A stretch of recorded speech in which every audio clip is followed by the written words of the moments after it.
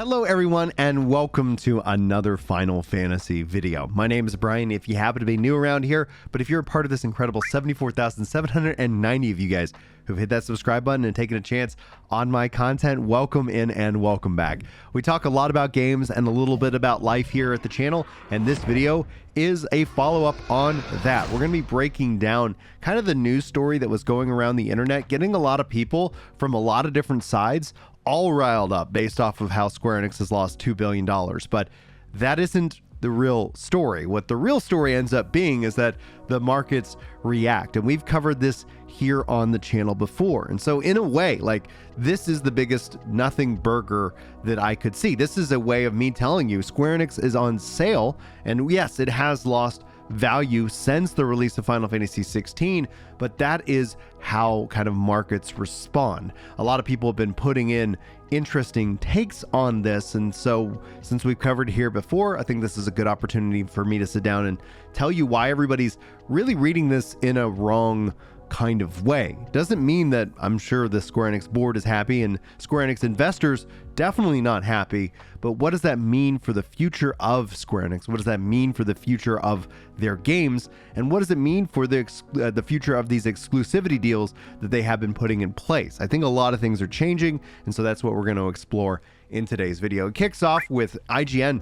putting out this infographic saying Square-Enix loses nearly $2 billion in value since Final Fantasy 16's launch. This is the sticking point. This is the console war bullet point that's put out there for the internet to kind of jump on and go about. Now, I'm going to continue to say the exclusivity mindset.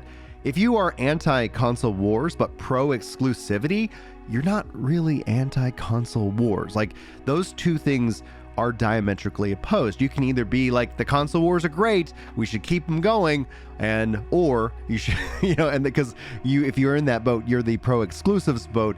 If you're not in that boat, if you're like, no, games should be everywhere where players are, you shouldn't be champion any console wars. So you see hopefully how that works out. But let's break down the numbers because these are pretty significant and they give us a good indication of what's going on.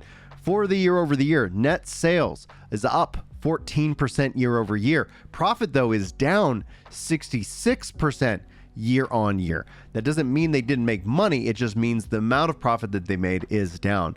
Digital entertainment net sales here is up 16% year-on-year, and amusement segment net sales is up 10% year-over-year. So overall, like, Square Enix to make money, but not as much as they expected and anticipated, and that's a part of how Square Enix has continued to roll out this information. Every press release always comes with a sting of like, oh, it didn't do as well as we had hoped, which, as a longtime fan of Square Enix as a company and their games, it does continue to iterate to me as a developer that there are some fundamental problems, and actually some of this does hint at some of the management problems. And you got to remember, Square Enix is a big company, so where they might have problems in one section, they might not have it in another. And Square Enix is, Final Fantasy 14 as the shining star of profit for them as a company, and a lot of the player base recently being more frustrated because it feels like that profit is being used to prop up other areas of the company. Now, at the end of the day, you hand them the money, they're free to do and budget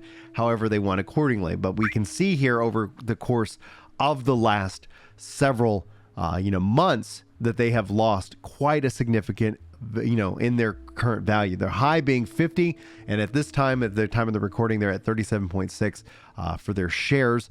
And this means that if you believe that the number's going to go up, this is a good stock to consider checking out, because that means that they are on a discount or a sale. But if this is overall where their value is, that could mean that they were just in a bubble. They were hyperinflated coming off of COVID, and the market overall across all the board has adjusted. So these reports by the gaming industry, in this case, obviously using it for clicks, but beyond the clicks piece of it, obviously trying to, not necessarily make correlations to what else is also happening in the market, which everything is down, and that's just the state of the economy right now. But let's break down the different categories. HD games, this is the category that I enjoyed the most. This is their bigger releases. They said Subjection generated $204 million in net sales, and increased by 142% compared to last year. This The firm attributed the revenue bump to 2 additionals to its Final Fantasy game offerings. One of them being the Final Fantasy Pixel Remaster, which is a absolute banger of a game. I love what they've done with that, and I really hope that they bring some of those features they brought to console to the Steam release. I think that'd be a nice little touch, and that just makes it more fun, for everybody. But anyway, Square Enix's biggest HD games were Final Fantasy 16, which launched on June 22nd, and as of June 29th, it was reported that it sold 3 million copies, which was in their ballpark, but obviously they were hoping for more of that high end, and based off the sell-through and the limit of the PS5, that has suppressed that. The reason why I stand against that as a decision, despite every pushback that, and I respect people's pushback to me on this, but what does is that as a story narrative driven experience, it really divides players, and that's why the console wars in and of itself is a divisive thing. It's not a uniting thing. And I think games are better experienced when we can all have a good conversation about it. And if your preference is PS5, that's perfectly fine. There's nothing wrong with having a preference. However, when it's to the exclusion of others, that's where I think you see a lot of pushback and a lot of frustration. We've seen the same thing with Starfield recently. We're seeing it here with Square Enix. Now, for the mobile PC browser division, they say they have a decrease 18% year over year in terms of their money, but they still amassed over $157 million.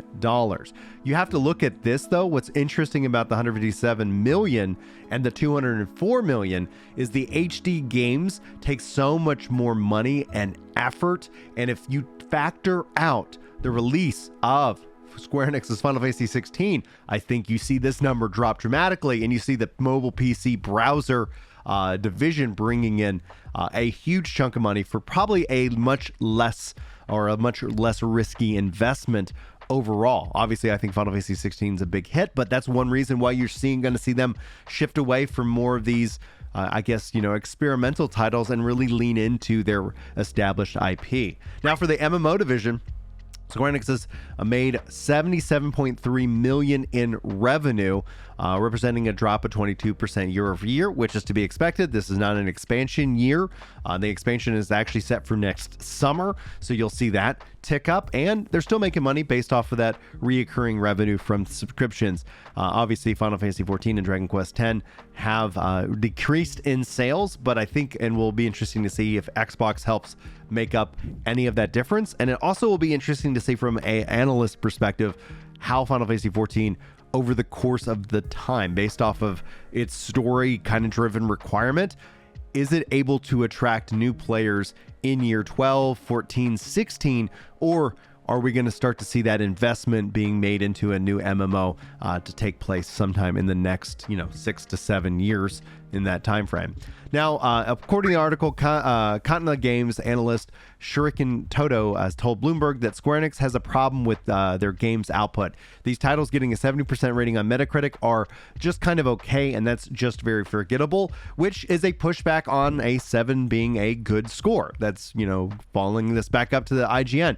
7 from a gamer's perspective and a 70 on Metacritic is not necessarily meaning a good score. It can, in fact, there's been games that have been rated in this category that go on to be just absolute classics. So people, spend countless amounts of hours in them, and I think that's what we're going to see with Starfield.